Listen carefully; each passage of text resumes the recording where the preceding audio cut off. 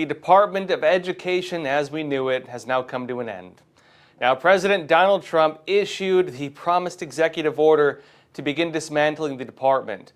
And also in other news, DOGE, well, they got a lot more authority over USAID. And this takes place just after a federal judge ordered DOGE to stop its efforts to cut spending from the agency, and they argued it could violate the Constitution. And meanwhile as well, non-U.S. citizens almost got voting rights in New York City, but the attempt to enshrine that right into law, well, that's now gotten shut down. Also, a new campaign to get heavy metals out of baby formula has been launched by HHS Secretary Robert F. Kennedy Jr., and he's referring to this campaign as Operation Stork Speed. I'll be going into these topics and a whole lot more today, so let's get started. Now, first off, the Department of Education, the one we used to know, is no more. It is now something else.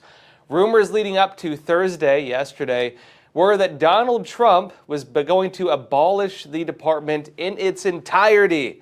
And the official announcement did not go that far, but it is coming close. White House Press Secretary Karoline Leavitt, she detailed the changes and noted the DOE will now be much smaller and will only keep its most basic functions. Watch. The Department of Education was founded in the 1970s, and since then we have spent more than $3 trillion at this federal bureaucracy. What has been the return on that investment for the American taxpayer? Levels that are less than ideal, less than proficient. Our children's test scores are incredibly concerning when it comes to reading rates, literacy rates, math, and science test scores. The numbers prove that, and this president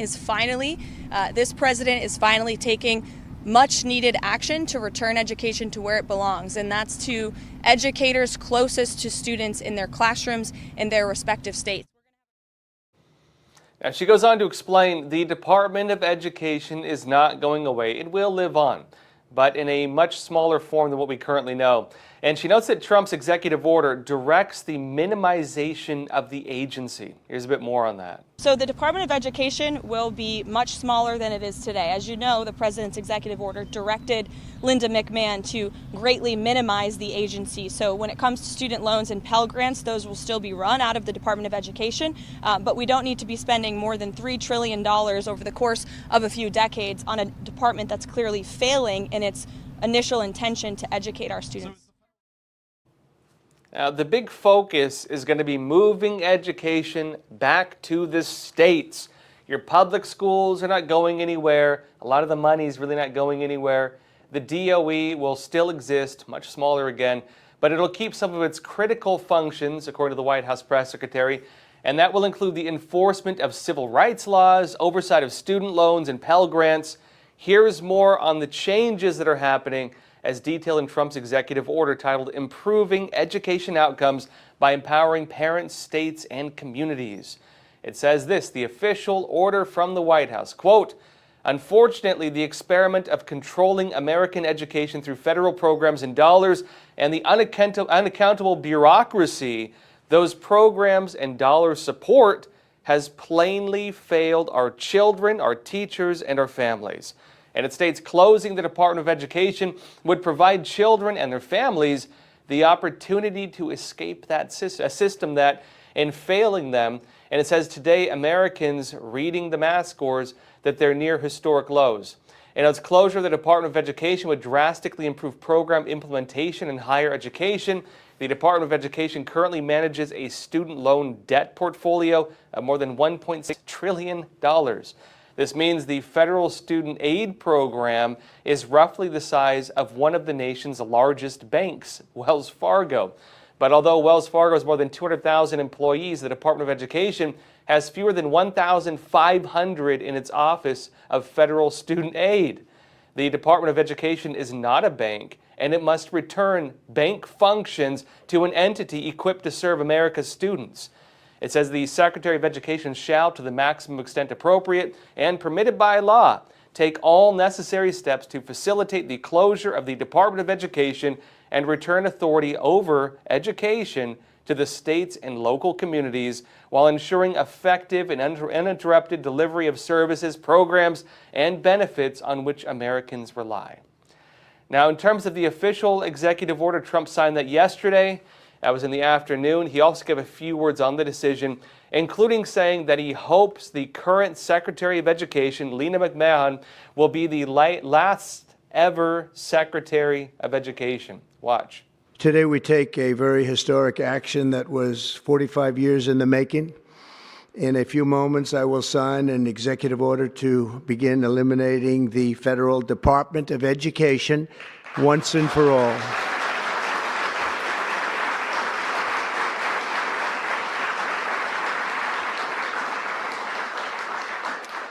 And it sounds strange, doesn't it? Department of Education, we're going to eliminate it. And everybody knows it's right. And the Democrats know it's right, and I hope they're going to be voting for it because ultimately it may come before them. But everybody knows it's right, and we have to get our children educated. We're not doing well with the world of education in this country, and we haven't for a long time. And we're pleased to be joined today by the woman who I chose because she's an extraordinary person, and hopefully she will be our last Secretary of Education, Linda McMahon. It's going to be interesting to see just how drastically education levels actually change in the U.S. when these moves take effect, but we will wait and see, right? Now, in other news, DOGE got a lot more authority over USAID, with a DOGE official now being appointed to a leadership position at the aid organization. This takes place just after a federal judge said, well, DOGE has to stop its efforts to cut spending from USAID because it could violate the Constitution. And the decision to just bypass this order, it works by giving DOGE more direct control. It actually could just sidestep the whole thing. Now, first off, here's what happened with the judge. New York Post said, a federal judge ruled Tuesday that President Trump's right-hand man, Elon Musk, likely acted unconstitutionally with his directive to dismantle the U.S. Agency for International Development, USAID, and block the Department of Government Efficiency, DOGE, from making further cuts. Maryland U.S. District Judge Theodore Chuang imposed a preliminary injunction ordering the Trump administration to restore email and computer access to all employees at USAID, including those who were placed on administrative leave. And it's that Chuang, who was nominated to the federal bench by former President Barack Obama, also broadly restricted Musk and DOGE from taking actions against USAID without express authorization from an official at the agency. And it says this, quote, the court finds that defendants' unilateral actions to shut down USAID likely violated the United States Constitution. Chuang wrote, it says, in a blistering 68-page ruling, given the White House 7 days to confirm in writing that email and computer access was restored to USAID employees. So what do? They're told they have to basically just turn the whole thing back on. They don't have the right to go against it.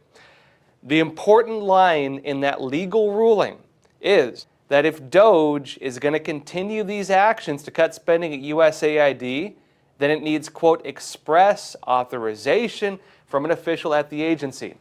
And they found a way to do that instead of following the order. It seems that's exactly what has now happened, and then some, actually. Because remember, USAID has now been placed under the State Department. That makes Secretary of State Marco Rubio the acting director of USAID as well.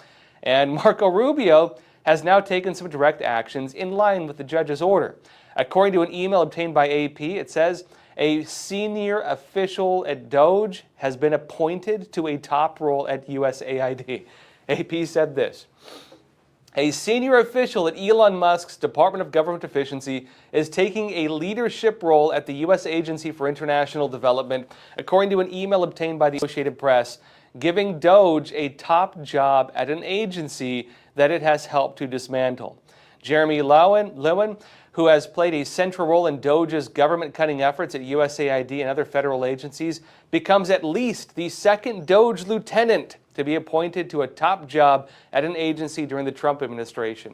Pete Morocco, a Trump administration political appointee who is serving as deputy head of USAID, disclosed the change in an email Tuesday to State Department staff. And it says, It comes after Morocco and DOGE oversaw the gutting of 83% of USAID contracts, shifting the remaining programs under the State Department.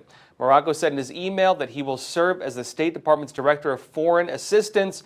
State Department spokesperson Tammy Bruce on Wednesday confirmed his appointment, and she told reporters it was an indispensable role in aligning all U.S. government foreign assistance with the president's priorities.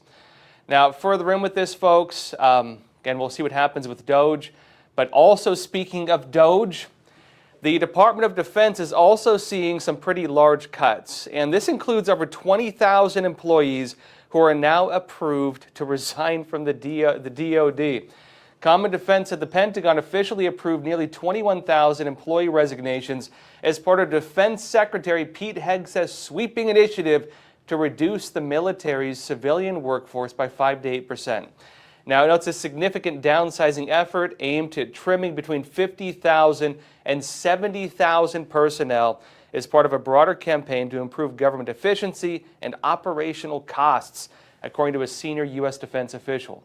And notes the approved resignations represent one of the 3 primary methods being utilized to achieve the workforce reduction goals. They're reducing the workforce at the Department of Defense. Now, Defense Secretary Pete Hegseth followed this up with another announcement, and he says the Pentagon is cutting wasteful spending. And he also detailed why some of these cuts are being made in the first place. Watch. So today, I'm signing a memo directing the termination of over $580 million in DOD contracts and grants that do not match the priorities of this president or this department. In other words, they are not a good use of taxpayer dollars. Ultimately, that's who funds us, and we owe you transparency and making sure we're using it well. So here's quickly what we're canceling today. There's an HR software effort that was supposed to take a year and cost $36 million, but instead it's taken 8 years and is currently $280 million over budget, not delivering what it was supposed to. So that's 780% over budget. We're not doing that anymore. Number 2, another batch of DOD grants, $360 million worth this time. Decarbonizing emissions from Navy ships, part of the Obama-Biden green agenda, that's $6 million. $5.2 million on something that would diversify and engage the Navy by engaging underrepresented BIPOC students and scholars.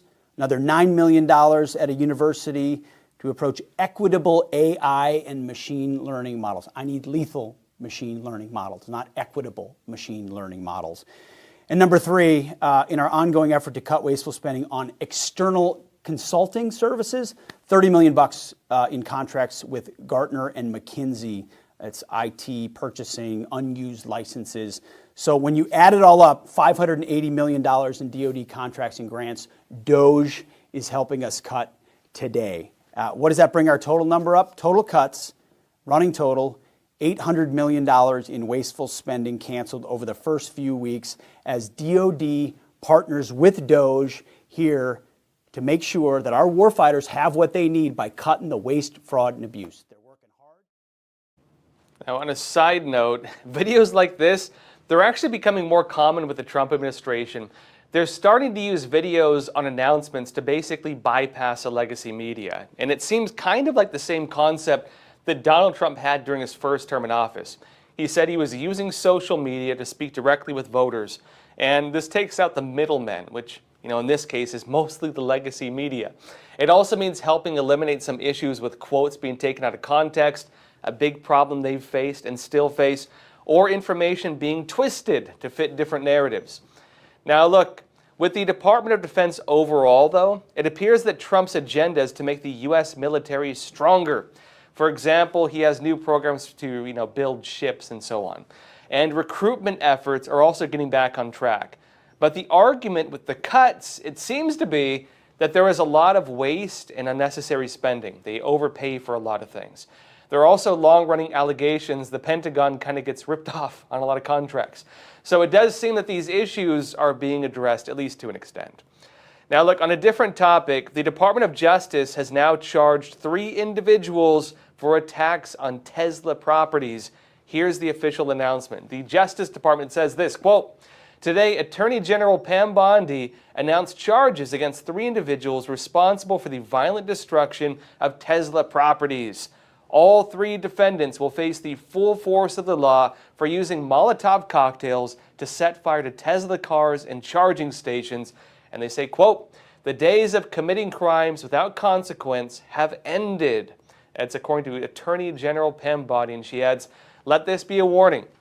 If you join this wave of domestic terrorism against Tesla properties, the Department of Justice will put you behind bars." Now, notes one defendant, also armed with a suppressed AR-15 rifle, was arrested after throwing approximately 8 Molotov cocktails at a Tesla dealership located in Salem, Oregon. Another was arrested in Loveland, Colorado, after attempting to light Teslas on fire with Molotov cocktails. The defendant was later found in possession of materials used to produce additional incendiary weapons. In Charleston, South Carolina, a 3rd defendant wrote profane messages against President Trump around Tesla charging stations before lighting the charging stations on fire with Molotov cocktails. It notes each defendant faces serious charges carrying a minimum penalty of 5 years and up to 20 years in prison. The Department of Justice, it says, is committed to ending all acts of violence and arson directed at Tesla properties and otherwise.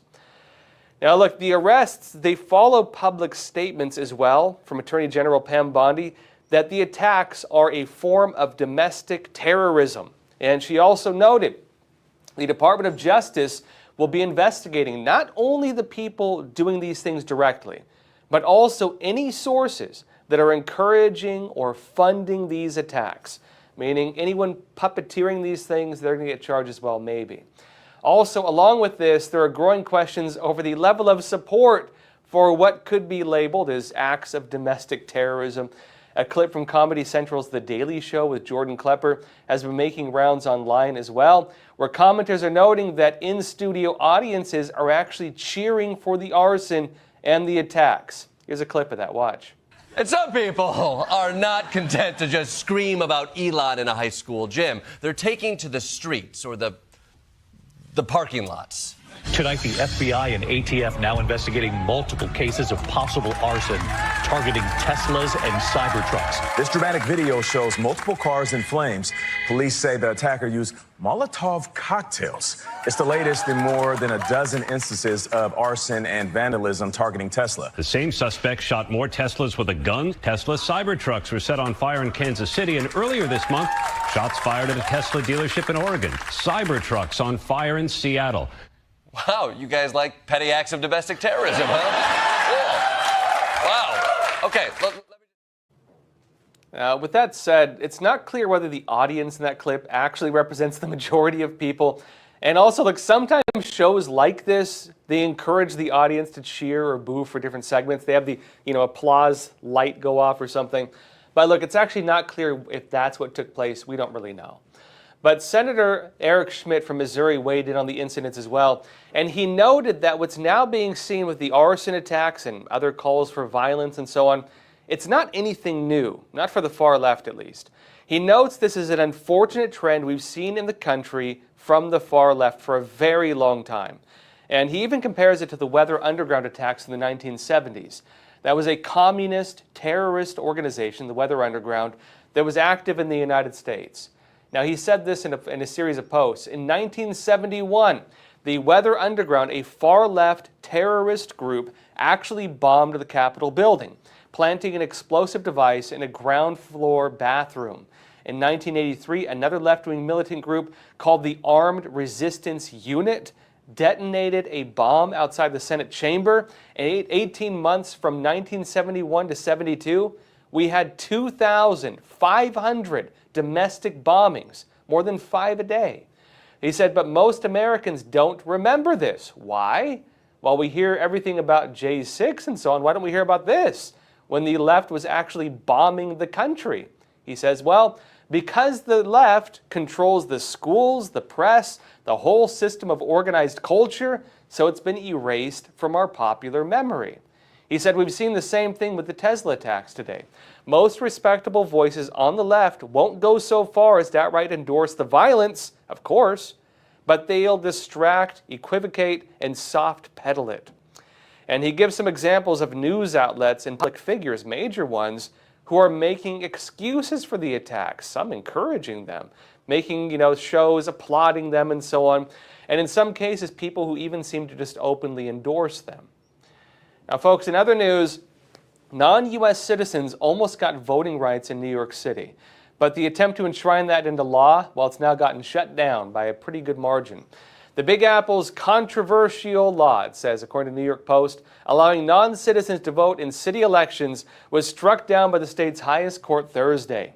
The New York court, it said, of appeals ruled 6-1, major ruling, that the law passed by the city council in late 2021 violated the state constitution.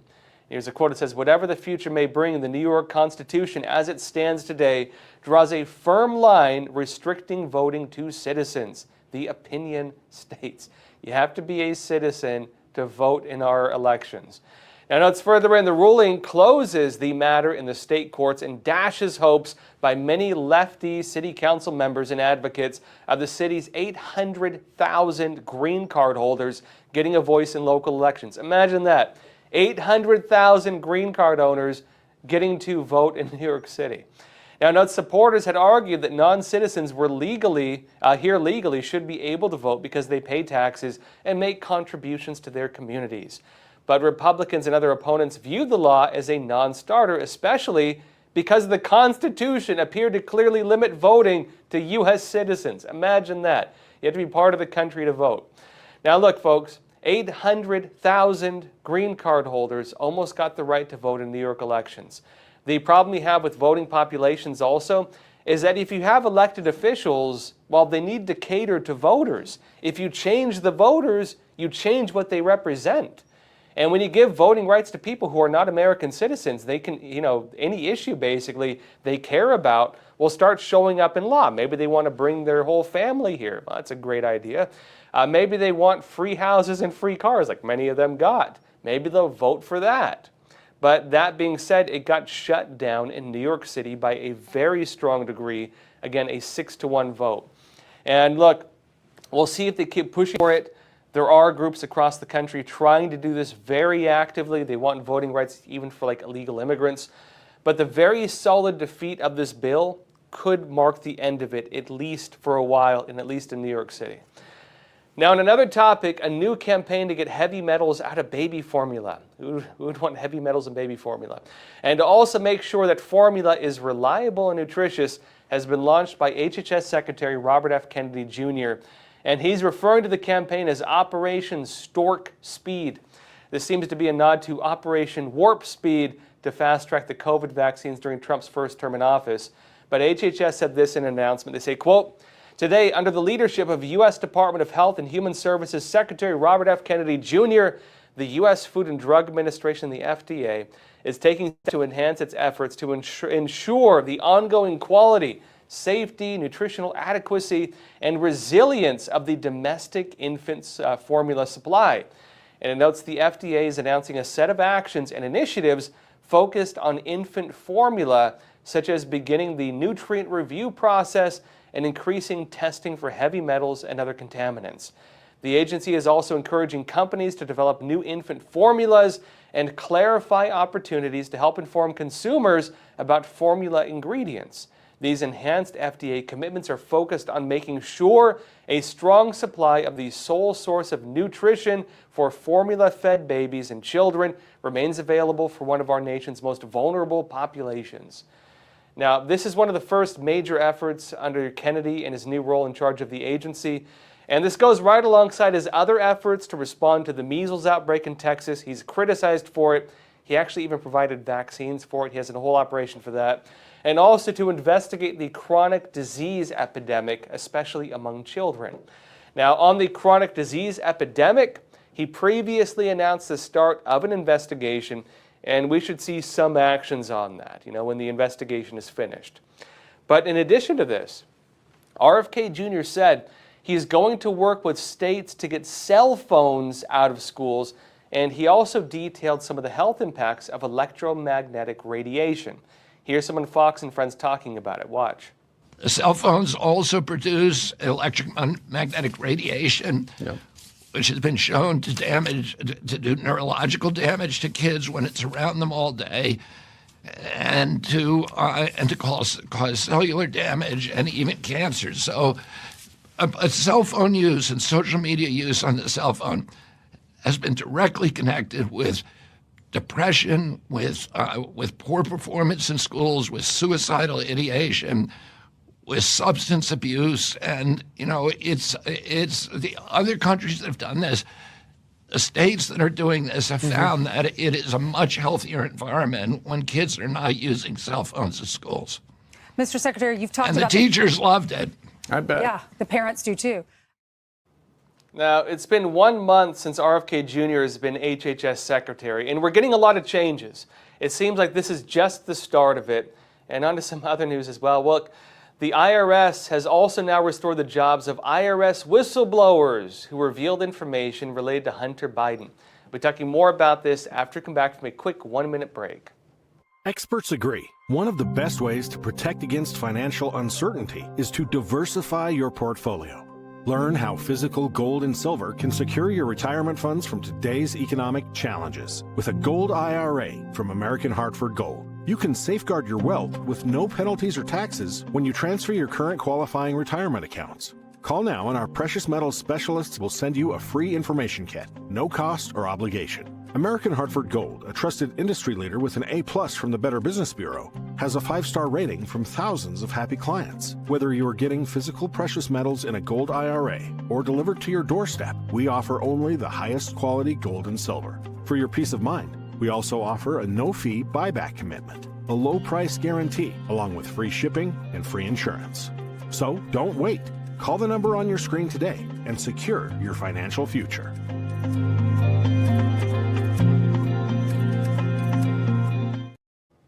Welcome back.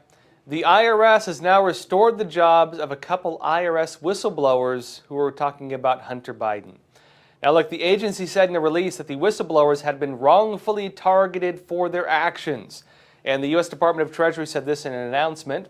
The U.S. Department of the Treasury and Internal Revenue Service, the IRS, today announced that the 2 IRS whistleblowers who had been wrongfully targeted for investigating Hunter Biden's evasion of taxes on his $8.3 million income would be brought in to the U.S. Department of Treasury as senior advisors. And they say, quote, "I am pleased to welcome Gary Shapley and Joseph Ziegler to the Treasury Department, where they will help us drive much-needed culture reform within the IRS," said U.S. Secretary of Treasury Scott Bessent. And he adds, quote, "These veteran civil servants join us to help further the agency's focus on collections, modernization, and customer service so we can deliver a more effective and efficient IRS experience for hard-working American taxpayers." And he adds, quote, "I appreciate Senator Grassley's efforts to Congress and to support whistleblower protections in order to improve transparency, accountability, and root out the culture of retaliation." Now, it notes that Shapley and Ziegler, who spent years working on the Hunter Biden tax evasion case, came forward in 2022 and subsequently faced political persecution by the IRS, including several attempts to discredit their reputations and ruin their careers, according to the Treasury. Now, in addition to this, the FBI has also now provided Congress with documents related to other cases of alleged weaponization of justice that took place under the Biden administration. Just the News said this: "The FBI has handed over to Congress key documents related to Biden-era weaponization scandals at the Justice Department following a subpoena from House Judiciary Committee Chairman Jim Jordan." It notes that FBI Assistant Director Marshall Yates sent a letter to Jordan on Friday vowing that under Director Kash Patel's leadership, the FBI is dedicated to working with Congress towards transparency, according to a copy of the letter obtained by Just the News, with the FBI official providing the House with internal bureau records tied to former Attorney General Merrick Garland's divisive school board memorandum aimed at protesting parents. The records also include the Richmond, Virginia FBI field office's since retracted memo targeting Catholics, which they did, and the Bureau's controversial investigations enforcing the Freedom of Access to Clinic Entrances, or the FACE Act, Those are people protesting in front of abortion clinics and getting thrown in prison for a very long time. Now look, with all of this, it's likely we're watching the beginning of new investigations. It's all starting right now. And remember also, among Trump's day one policies was to sign orders to investigate the weaponization of the government. And that include ordering to, investigate all the legal and regulatory agencies. They're looking into all of that. They're also investigating the entire intelligence community. Going back 4 years, well, now a little more than that, of the entire Biden administration to see whether they weaponized the government against targeted groups. And this is in addition to congressional investigations as well. So it's likely there is a lot more to come because, again, what we're seeing now is the beginning of investigations, by no means the end of it. That said, hit the like button, leave a comment. Let's jump into some questions. And first off, Aaron Shimano, you're saying, people I know often say they're scared when they see the U.S. admins cut down federal administrators or departments because they say Trump wants more power for himself. But yeah, it's the opposite. It's bringing power back from federal to states. Yeah, I mean, and this is the argument, right?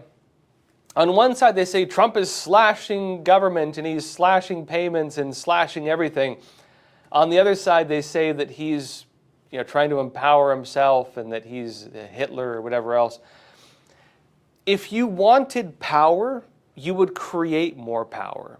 You would not get rid of power, right?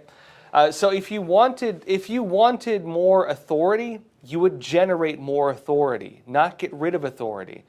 What he's doing by getting rid of a lot of federal agencies is he's sending it back to the states. Trump is president of the United States at the federal level. He does not control the states. He's effectively giving the states power. If he's empowering anybody, it's the governors and so on. And remember, not all the states like him. You know what I mean? You could argue that California under Gavin Newsom will probably maintain a lot of the same system we currently have. You could argue that maybe Florida under Ron DeSantis, maybe they'll take education in a very different direction. But that's kind of the way education used to be in the country. It used to be a state-level thing. Even with the DOE in place, Department of Education in place, up until they did Common Core education during the Obama administration, you still actually had a lot of autonomy with individual schools and individual teachers. Like, teachers could kind of choose what they taught and how they taught. The Obama administration eliminated that. If anything, they stripped away a lot of the authority the teachers had. And, as of now, Trump is, relinquishing that. You could argue that, if anything, we were under a system where the president had massive power to, effectively dictate whatever he wanted kids to be taught. I think if Trump really wanted to be like Orange Hitler, what he would have done is he would have actually used Common Core through the DOE and dictated what kids have to be taught. I think he would have done that. I think he would have created new textbooks. I think he would have, because that's what Obama did. The New York Times wrote their fake 1619 project, and it was proven to be fake. Their own fact checkers said it was fake, and they just ignore their own fact checkers. They falsified American history, then worked with the U.S. government and created a falsified history that's now taught in schools, the 1619 Project. Trump would have done something similar. Now, remember, Trump did have, something, they were trying to do something similar, where they had the, Project 1776 or whatever, but they were talking about, this is first term in office. They were talking about remaking education as like a more of like a patriotic thing. I really think that if Trump wanted to do what he wanted, he would rewrite the textbooks and he'd rewrite, the history of January 6th in his presidency and try to enshrine in American education everything that he believes kids should be taught. That would have been the path he would take if he wanted to gather all power to himself. He's done the opposite. He just relinquished it. He just gave up that power. Now, I will say also that when it comes to the school system, it's not just the DOE that was kind of dictating things. The teachers' unions are massively powerful. They have a lot of authority over what's taught. Trump, by cleaning up a lot of these issues with the DOE, will also have some effect on that. It's not clear whether that's going to affect the state level as well, because, you know, again, California, where these organizations are very powerful, I don't really know how much of a difference it's going to make there. The one big thing Trump could do that could offset the centralization of power, even at the state level, would it be if he did like universal school choice. And what that would mean is they'd take some of the money that would have gone to the Department of Education and they would give it to, you know, parents and families as a type of grant, or, you know, again, choose what you want to do with the thing for school. And it would let parents, you know, put their kids in private schools or whatever else, homeschools. And the effect of that would be it would strip away a lot of the authority from the teachers' unions and from the local school, you know, public school systems. Because, you know, and the argument at the school system is this. They say, well, look, if you guys do this, universal school choice, and a lot of states have done it now, if you guys do this universal school choice, it'll put a lot of teachers out of jobs. It'll dismantle the public school system. Now, all right, tell me, why would a system that lets parents choose the best school for their kids dismantle the public school system? Why would it do that? Why would the mere act of choice eliminate the public school system? Maybe it's because they realize that would not be the choice most parents would make for their kids. That would be the only logical reason, right? Now, why would parents not choose that for their kids if they had other options? It would be because they believe another school could give their kid a better education. So what does that say about the nature of the public school system as it currently is? And, you know, why is this such a threat to them? To me, this comes across as an admission that the public school system is broken and it is not the preference of parents or kids if they actually could choose for themselves. And the issue is, rather than want to make their stuff better, they want to eliminate the possibility of competition because they know that competition would force them to either become better or look for new jobs. Right? Like what kind of an argument is that? But again, right? You know, and this is why you have kids graduating with honors who can't even read. You have kids who are illiterate graduating from high school with honors. How is that even possible? What are they teaching them? It's wild. It's totally wild. But, you know, again, we'll see what happens with the reforms. It will probably be at this current state different from state to state. And we haven't really heard anything major yet with universal school choice, although they have mentioned this as a possibility. Denise B., you're saying, why do non-citizens have guaranteed U.S. citizen rights like free speech? Yeah, I know. You know, this is an argument. To what extent does the U.S. Constitution apply to non-U.S. citizens in our country? Now, you could argue if you were to go to any country on earth, you would probably be under the legal system of that country. If you violate their laws, you will probably go to jail, right? If you do things that act against the interests of that country, they might kick you out of the country. For most countries on earth, that would be the case. Americans, we not only extend all of the effective, you know, laws of our state to our country to non-citizens, which is normal, right? But we also give them a lot of the rights of American citizens. And the challenge is this. If you actually go by a reading of the Constitution, it doesn't, not all rights in the Constitution apply to non-citizens. It's just very clear. This is why non-U.S. citizens cannot vote in our elections. This is why non-U.S. citizens are not able to get all the benefits of our country, because there are certain rights prescribed to U.S. citizens. And we're not some like open borders, globalist country, because again, we have a constitution that does set some of those limits in place. Now that raises some other questions though, over, well, what about freedom of belief? What about freedom of speech?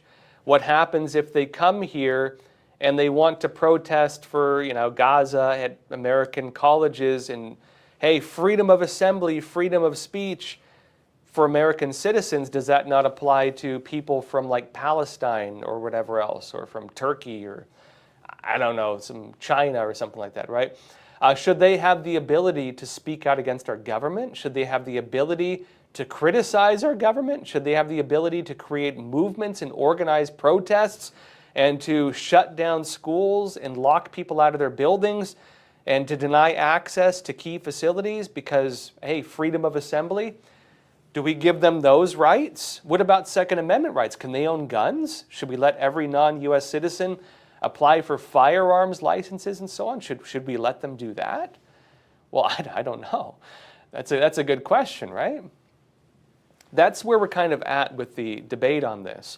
And when Trump is I mean, he's not doing it himself, but his administration is looking to possibly deport some of these individuals in New York City, for example, who are protesting at Columbia University, the pro-Gaza protesters. It turns out the organization behind them is a communist organization that's just facilitating this. Should we let people who are, sympathetic to terrorist movements, who hate our country, who state publicly that they want to dismantle Western civilization, to work for communist organizations that are acting against our government, to just do whatever they want, or should we deport them? And the argument from the left right now is this is a constitutional crisis. Trump is trying to deport, immigrants or whatever else, and they're saying he doesn't have the right to do it. And Trump's saying, what do you mean? These guys are like terrorist sympathizers who say openly they want to destroy our country, and they're affecting the ability of kids to go to school, and they're working for communist organizations, dead set on overthrowing our government. Where do we draw the line, right? Where do we draw the line? The issue we have in the U.S. is we have not yet drawn the line. If you were to ask me, I do believe freedom of belief, right? The freedom to have your religion is a fundamental right. I think we should have that.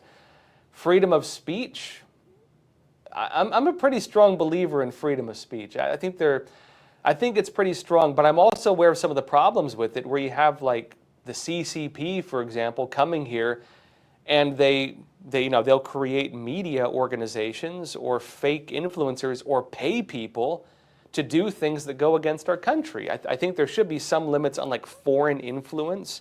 I think maybe that should be the limit on free speech, is when there's foreign influence puppeteering it. I think there should be limits on that, especially when you get to the issue of like governments directly involved or like foreign spy agencies involved. But there's a lot of other questions as well. So the country is still having this debate right now, and that's where we're at, folks. Anthony Evelyn, you're saying too many Americans are okay with a $36 trillion debt load. What's wrong with these people? What's wrong with them is I'd say two sides to it. One is fiscal responsibility is not taught in schools. The other side is they don't actually understand what that means for them. A lot of people be like, well, yeah, $36 trillion in debt. They could just print more money.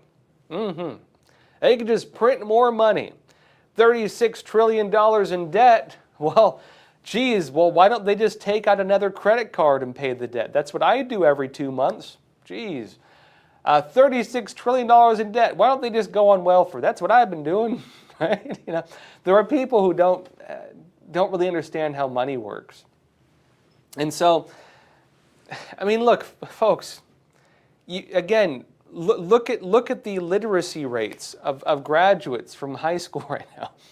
We're not in a good shape on the education front. And even aside from literacy, like the ability to read, a lot of them don't really understand the Constitution. A lot of them don't understand what our government used to be. They don't understand there are different ways of doing things. They don't understand basically anything with the economy because they don't really teach it in schools.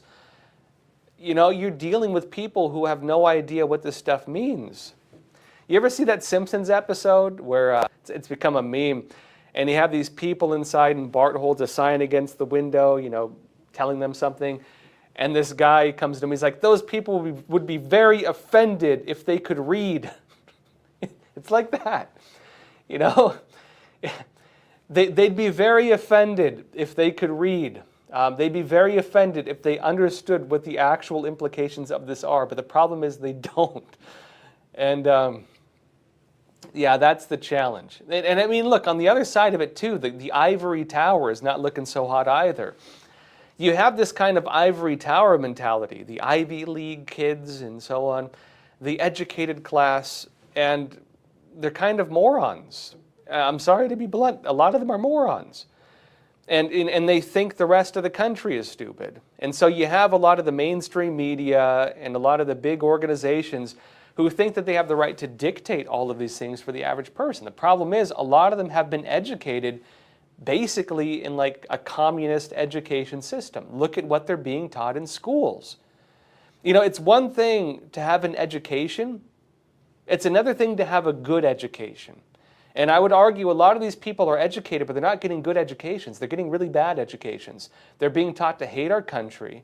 They're being taught effectively that communism is the answer to everything. They're being taught that America is fundamentally evil. They're not being taught even basic economics, which I think if you understood basic economics, you would oppose most of that stuff. But the problem with teaching kids basic economics is you teach it to them, they probably don't want socialism, and the problem is they're being taught socialism. You know, there's a sliding scale here. The more you understand economics, the less you probably support socialism, and a lot of these people want them to support socialism, and so they teach them this instead of this. And so you have these educated morons going in and puppeteering these organizations, and it's horrible.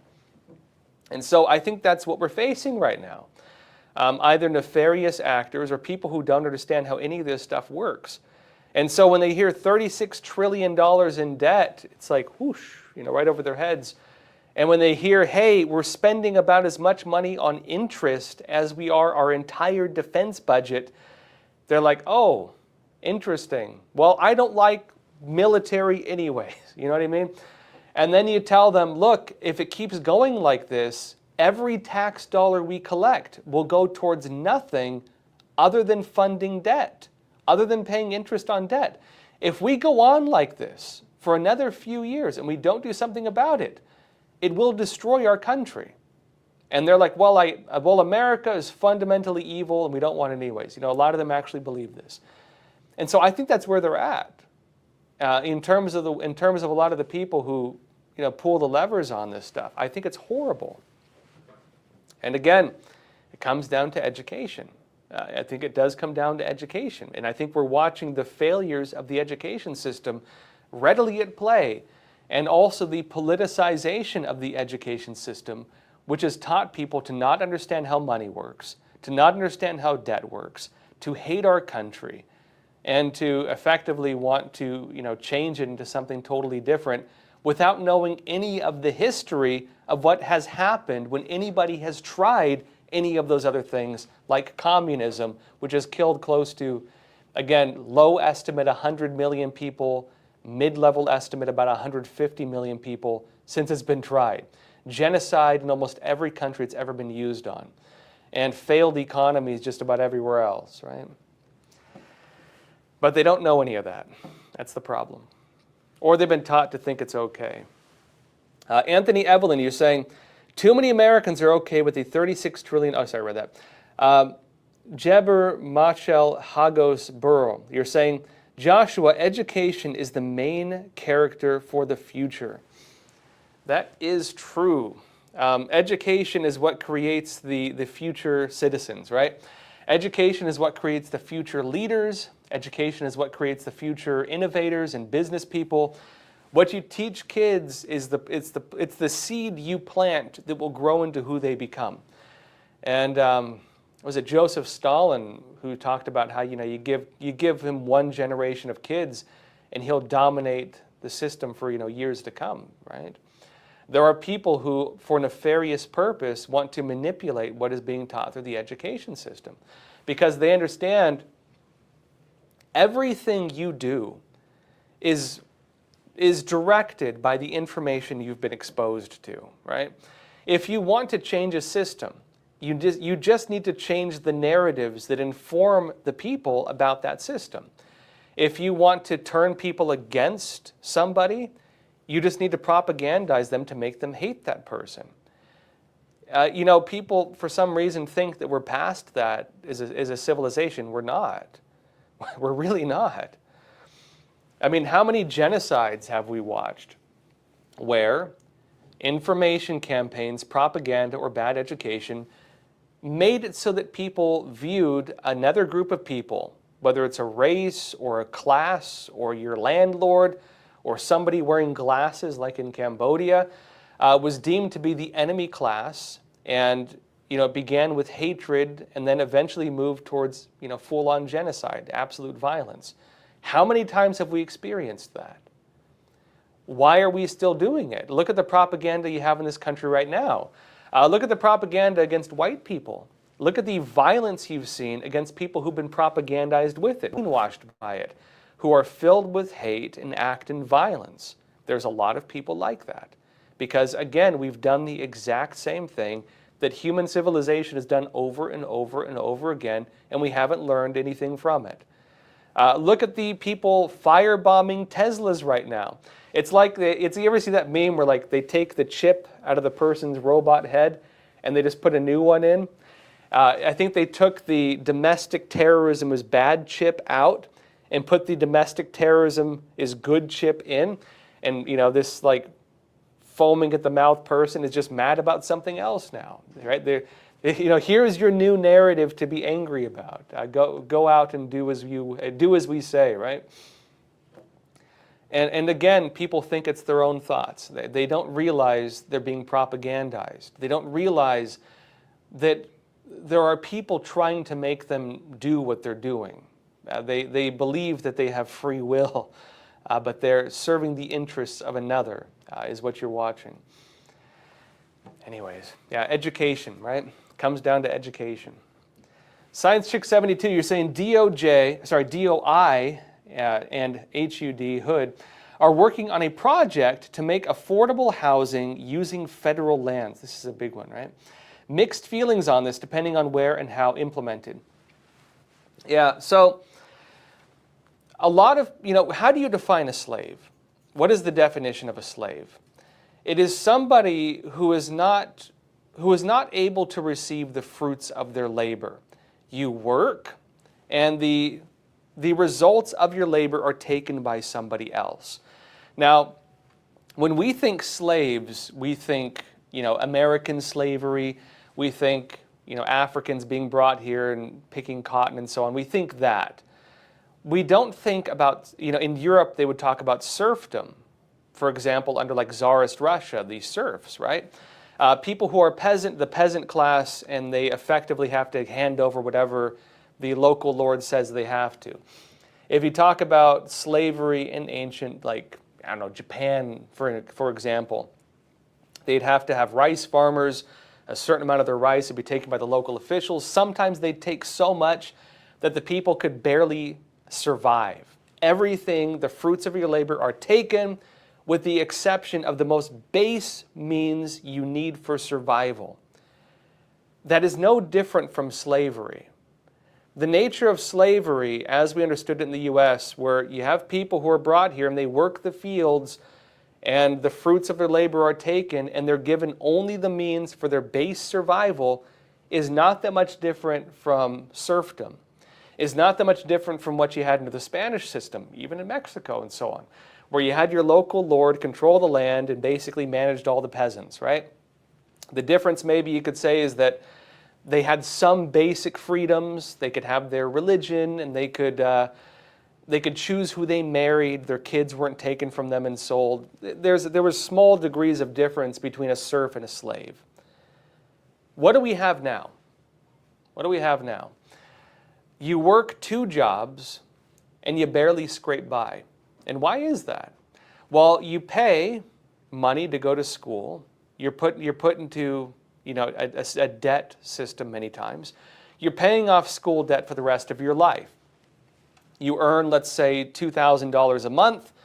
I don't know, $1,000 maybe is taken from that, $500. I know people who pay like $500 to $1,000 a month for school debt. That's a lot of money. Now imagine you also, for example, you buy a car and you get a loan on your car and you have that debt because, again, interest rates, right? Usury, interest rates. And then you buy a house, and maybe you can't afford a house and so you just rent and you pay $2,000 a month anyways. But you buy a house and you pay, of course, interest on that. And so you're paying interest, all this money, and you have a very little bit to scrape by. I saw a video recently. There's a guy whose rent was raised recently, and he's crying on camera because, look, it's like he says it's like 90% of his wage is going to rent and to income. Why is that, right? Now, if you understand what happens then, if you can't pay your debts, what do? You refinance. What happens when you refinance? You go deeper into debt. And then if you add on top of that other forms of debt, such as credit card debt and medical debt and interest on that debt, what happens? You have entered a state where you're not even paying off your debt anymore. You're merely paying the interest on your debt. And what does that mean? It means the majority of your income, or a very large chunk of your income, the fruits of your labor, are taken by the banks, are taken by a debt system. And you are left with just enough money to scrape by. Now, there are a lot of people who can have upward mobility and innovate and work hard and get themselves out of that. A lot of people can't. A lot of people are not even taught about how credit cards work. A lot of people don't understand the way debt works. And so through the course of their lives, they get themselves deeper and deeper and deeper and deeper into debt. And they find through that they get to a point where the majority of their money is not even theirs anymore. They work, and the fruits of their labor are seized from them through a debt system. And what happens then? They're not much different from serfs. They're not slaves, right? They're not like slaves like as we understand in the U.S., but they're very similar to medieval serfs. They've entered a very similar stage as that, but instead of having a local lord, your lord is the banking system or the federal debt system. You've become a slave to debt, right? And that's the unfortunate way. That's one of the big, libertarian arguments with the banking system and otherwise. And then the other side of that argument is a lot of people who become slaves to that, they then misinterpret the nature of the difficulty in their lives. And so they're fed a narrative that the solution to this is not more freedom, not to eliminate the centralization that is allowed for this system to be enacted, but instead the solution is a broader system, a socialist system. A lot of the college kids who believe that socialism or communism is the answer, they believe it because they're under the thumb of debt.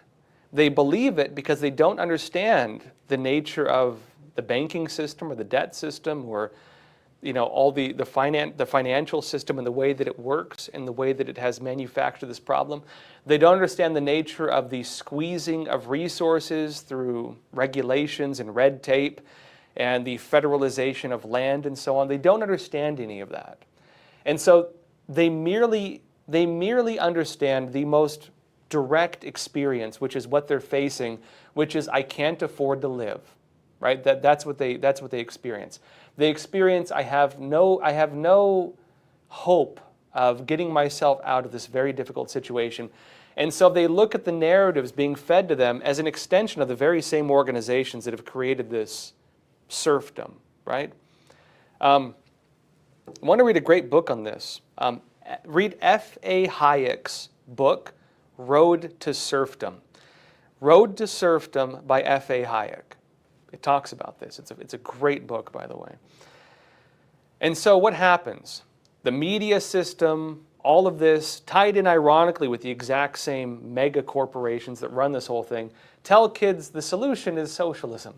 And the kids say, those evil corporations, the same ones telling me this, ironically, they're the ones to blame for this, and what we need is the money to be returned to the people. And what does that actually mean? It does not mean money or freedom. It means the surrendering of freedom to a broader institution, which then takes that extra little bit of freedom they have and steamrolls it. And there you have it, socialism, right? And then they wonder, geez, why is it so horrible? If only I had some freedom. And then you're under a system where you don't have that ability to call for anyways, right? Again, it is a complete misinterpretation of the nature of the hardships they face through, I think, very clever information campaigns, being puppeteered by many of the ironic same organizations that control, like, again, the mainstream media is controlled by like 6 corporations, 5 or 6 corporations. And a lot of them are tied in with the same financial institutions and organizations that want greater control of basically everything, right?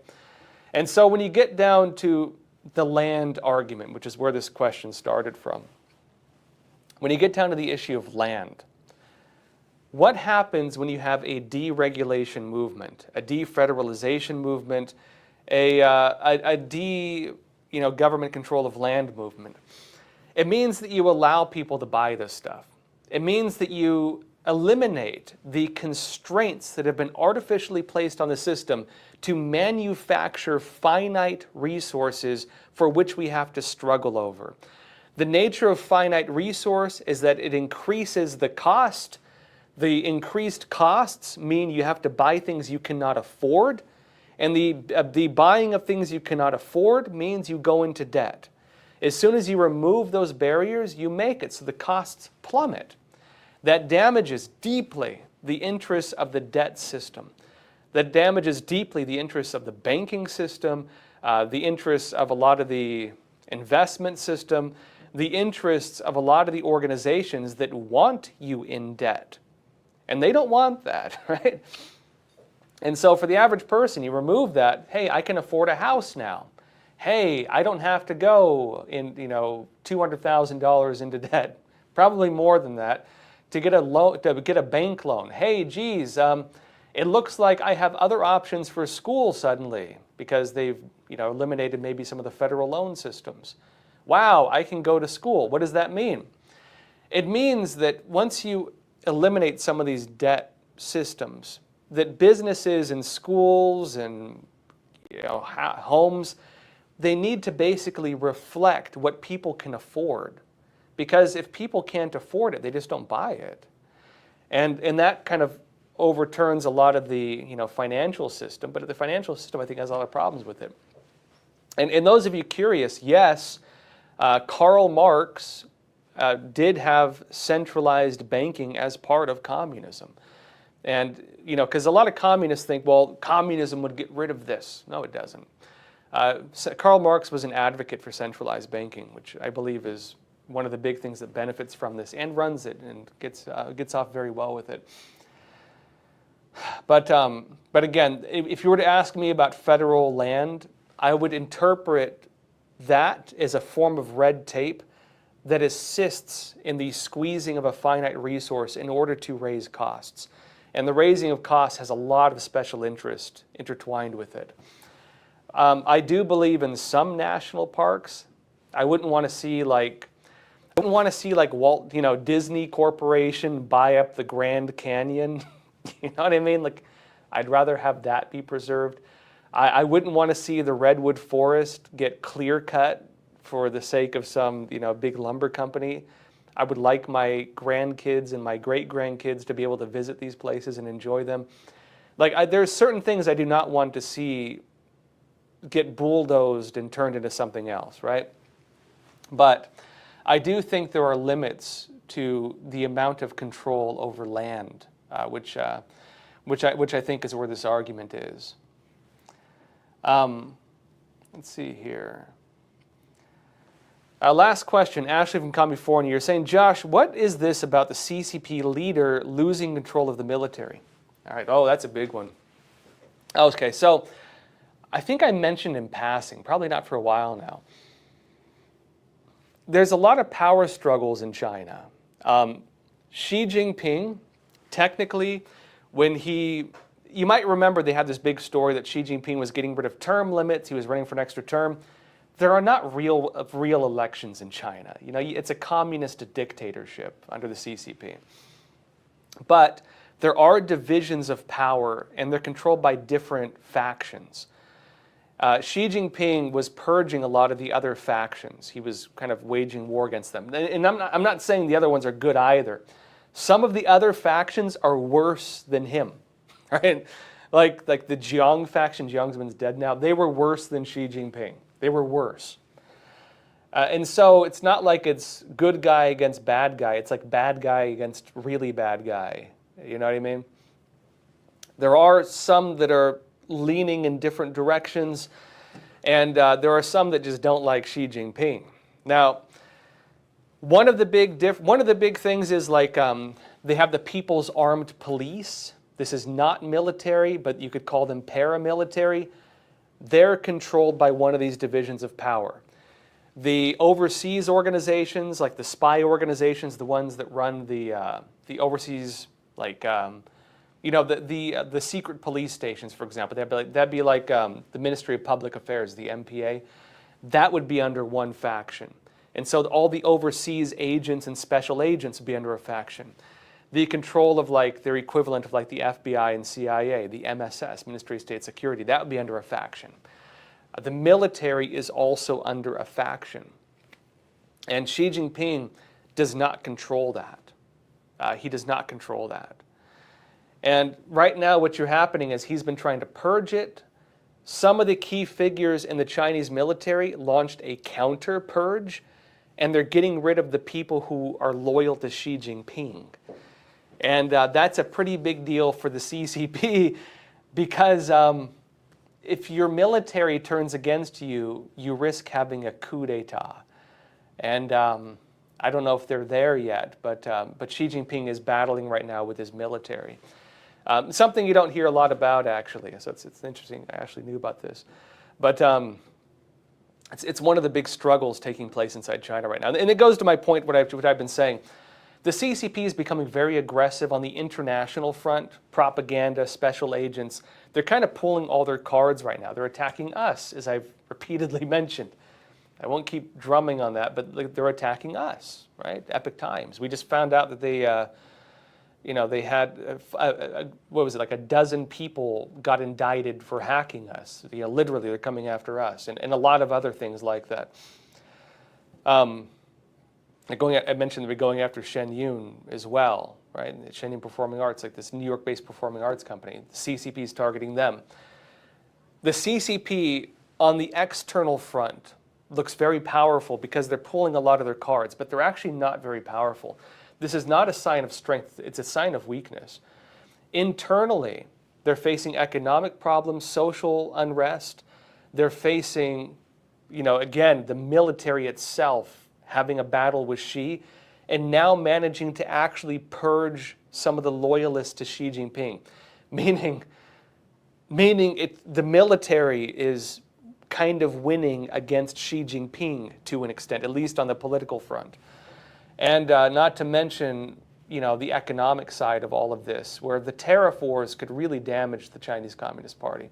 And remember, financial well-being, I'm sure you've seen these propaganda videos from China. They're paying YouTubers to do this. They're paying YouTubers and TikTokers to do the stories about China's living in the future, and they do drone shots, and people are like, wow, neon lights, so shiny, amazing.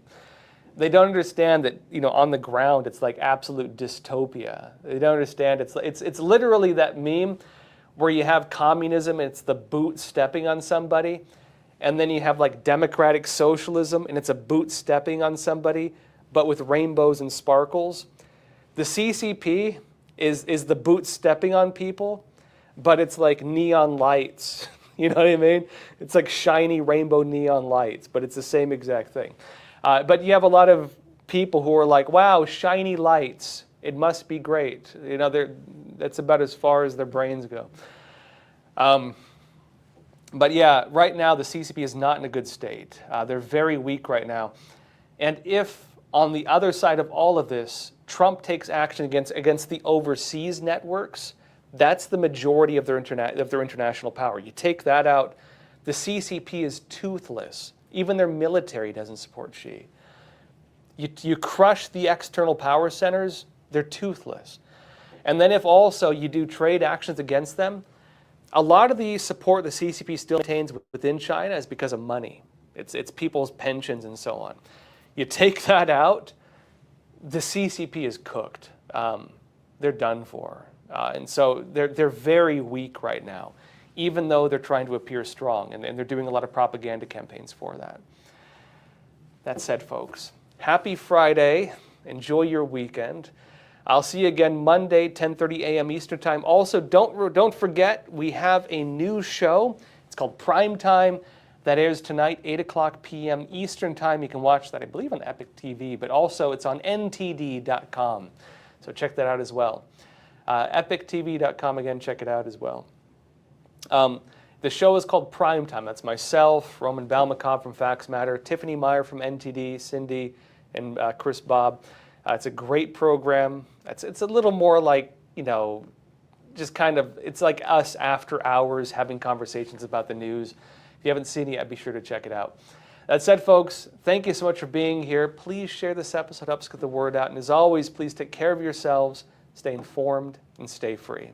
Thank you.